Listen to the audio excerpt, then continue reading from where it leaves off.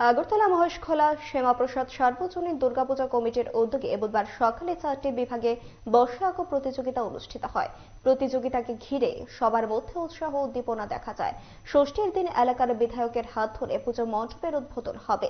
এলাকার মানুষ যৌথভাবে দীর্ঘদিন ধরে পুজো করে আসছেন, এবারও তার ব্যতিক্রম ঘটছে না।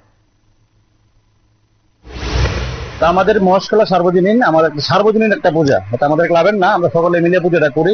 এটা খুব ঐতিহ্যবাহী পূজা, অনেক পুরনো পূজা। আমাদের এই গ্রামে প্রথমে একটা পুজোই হতো, এই আমাদের মহেশখোলা শ্যামাপ্রসাদ সার্বজনীন পূজাটা।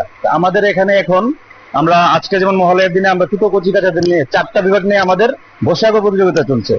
আমাদের ষষ্ঠী দিন আমাদের মাননীয় বিধায়কের হাত ধরে আমাদের এই পুজো যে মণ্ডপের উদ্বোধন হবে, তারপর আমরা ষষ্ঠী, সপ্তমী, অষ্টমী, নবমী, দশমী প্রত্যেক দিন আমাদের সাংস্কৃতিক অনুষ্ঠান আমাদের রয়েছে। তা আমাদের প্রচুর জাঁকজমা পরিপূর্ণ থাকে। আমরা যারা আমাদের সদস্যরা আছেন বা আমাদের এই পুজো কমিটির যারা আছেন, আমাদের অভিভাবক থেকে শুরু করে আমাদের যারা সমবয়সী ভাইয়েরা, প্রত্যেকেই খুব পরিশ্রমের মাধ্যমে, আমাদের এখানে দিদিরাও আমাদের সাথে জড়িত থাকে, তারা সকলে মিলে আমাদের একটা পুজোটা আমরা অন্য রূপের মাধ্যমে আমরা প্রচার করতে পারি।